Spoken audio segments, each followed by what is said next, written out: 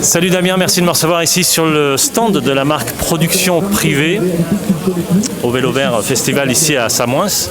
Peux-tu te présenter aux gens qui te connaissent déjà? Bonjour Club VTT, Damien Nozella, j'ai 40 ans.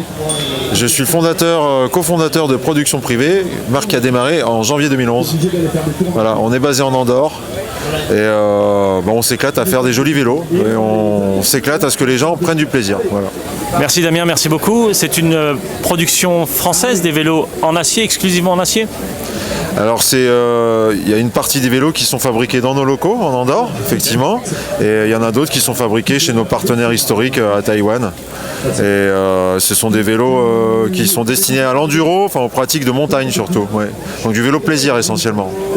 Donc des pratiques engagées. Alors pourquoi ce choix de l'acier?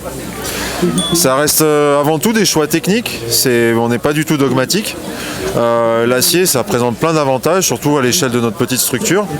Nous, on conçoit nos vélos de A à Z et on fait fabriquer nos tubes. En fait, on n'achète pas de tubes catalogue, par exemple, ce qui fait que ça nous laisse une grande liberté de choix de conception et d'obtenir surtout les caractéristiques dynamiques qu'on attend de nos vélos. Ok, je te remercie. Est-ce que la conception d'un vélo en acier est différente de celle dans un autre matériau? Ça reste une ingénierie, on va dire, plutôt classique. On ne réinvente pas la roue, mais effectivement, il y a des spécificités qu'il faut savoir respecter. Les propriétés du matériau font qu'il faut adapter quand même son ingénierie, son design aux propriétés du matériau, ouais, effectivement. Quels sont les avantages de l'acier sur le terrain? Alors l'acier, c'est un matériau qui est hyper résistant, qui est disponible en plein de types de finitions. Je parle de traitement thermique et du coup des performances mécaniques différentes. Okay. Et du coup, cette haute résistance te permet d'aller chercher des sections, des épaisseurs différentes. Et c'est pour nous, petite structure, un excellent moyen d'aller chercher des caractéristiques dynamiques, de rigidité ou de souplesse justement en fonction des endroits. C'est ça qui est chouette avec l'acier. Ce qu'on peut difficilement faire avec de l'aluminium, parce que l'aluminium est un matériau un peu moins costaud, alors certes très léger, mais par contre tu es obligé d'augmenter les sections, de faire des trucs, c'est pour ça qu'on voit des tubes de grosses sections par exemple sur des vélos en alu. Ok, l'acier est plus résistant, plus solide? Oui, tout à fait. Il a une durée de vie plus importante?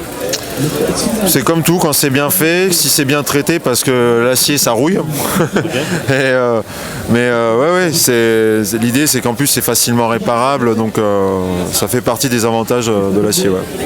Ok, sur le terrain, un VTT enduro par exemple, ça excuse un petit peu plus les erreurs de pilotage, c'est plus souple, c'est plus polyvalent, Moi je vais te faire une réponse d'ingénieur.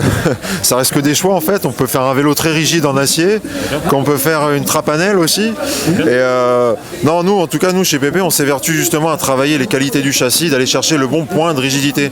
Parce qu'un vélo trop rigide, c'est juste très difficile à rouler, quoi. Donc un vélo de champion en général, on a vachement de mal à rouler avec. Donc nous on essaie de trouver le bon point de rigidité pour que le vélo mette en confiance le rider. Voilà. Quand on travaille... Pardon, mais c'est pas une caractéristique intrinsèque de l'acier que c'est un vélo confortable. C'est de par les caractéristiques que tu donnes au tube et les épaisseurs que tu arrives à obtenir un vélo confortable. Ok, on travaille toujours le tube diagonal, la douille de direction, le boîtier de pédalier pour obtenir de la rigidité, un peu comme sur tous les vélos? Je te fais encore une réponse d'ingénieur, mais rigidité ça veut tout dire et rien dire. Okay. Donc en fait l'idée c'est d'avoir le bon point de rigidité, d'avoir un vélo qui soit suffisamment dynamique mais qui soit pas une barre en bois non plus, quoi. Ok, dans l'esprit des gens, l'acier c'est plus lourd que les autres matériaux, tu confirmes? La réponse d'ingénieur c'est que la densité est plus lourde, mais on peut faire des vélos qui sont très légers et performants. Ouais. C'est vraiment une idée préconçue. C'est une idée préconçue parce que là le vélo complet pour des applications très engagées, tu as un vélo là qui sort à 14 kg, quoi. Ce qui est dans la norme en fait. Ok, donc l'acier c'est pas forcément plus lourd? Non, pas du tout. Pas du tout. Ça ne l'est pas du tout. Et le poids, ça fait pas tout. Il y a aussi les qualités dynamiques d'un cadre.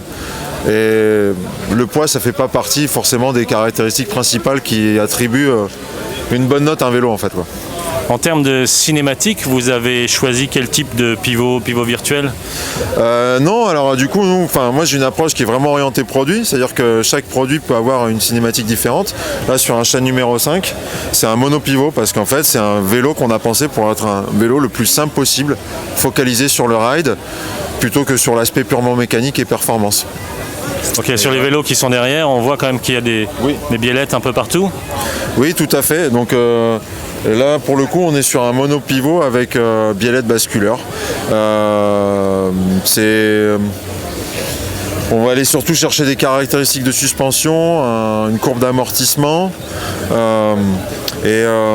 Aller chercher, là sur les vélos d'enduro, on va essayer d'avoir un vélo qui soit dynamique au pédalage, mais qui puisse avaler du terrain facilement, parce qu'en enduro, surtout en enduro race, l'idée c'est de regarder où tu vas et le vélo fait le reste. Ce qui est complètement différent du Shine numéro 5, qui est un vélo qui est hyper joueur, qui t'invite à popper, à jouer avec le terrain. Là c'est le contraire, c'est un vélo pour aller vite et du coup tu regardes où tu vas et le vélo fait le reste. Voilà, c'est ce qu'on essaye de trouver comme caractéristique. Ok, il y a un beau vélo là avec une fourche double T. Ouais. On est dans une pratique DH. La conception un peu différente, j'imagine, des autres modèles. Oui, effectivement. Puis en fait, là, surtout les vélos que tu vois là, c'est des protos qui sont très aboutis déjà, mais en général, on montre jamais sur quoi on bosse. Et puis cette année, on s'est dit bon, on va quand même les montrer. Okay. Donc le vélo DH, il a roulé un petit peu en Coupe du Monde l'année dernière avec un de nos pilotes, Alexis Kla. Et ça fait partie des efforts de développement qu'on fait pour se tenir un peu à la page. Même si on a une gamme réduite, en fait, on bosse toujours sur des nouveaux concepts. Et l'idée pour nous, comme un peu des jusqu'au boutistes, c'est de s'approprier les concepts et les produits avant de les mettre sur le marché, quoi. Voilà. Ok, génial. Si on veut plus d'informations au sujet des vélos PP, c'est ce que tu as dit tout à l'heure, PP, il y a un site internet? Il y a un site internet, production-privé.com. On peut retrouver l'essentiel de la gamme disponible. Après, on est toujours disponible chez nous en Andorre, à notre usine, à nos bureaux, pour rouler, pour partager un bon moment. Donc s'il y a des gens de passage en Andorre, n'hésitez pas à venir. On vous montrera ce qu'on fait. On pourra toujours aller rouler ensemble, tester le matos, pour ceux qui n'ont pas l'occasion d'être ici à Samoins. Et puis on est disponible évidemment sur les réseaux, Instagram, par email aussi. On se fait toujours une joie de répondre aux intéressés, à nos riders, clients. Voilà. Je te remercie Damien, merci beaucoup de m'avoir reçu ici sur le stand de la marque Production Privée au Vélo Vert Festival à Samoins. Merci à toi, à bientôt. Merci Club VTT, merci Max, à bientôt les gars.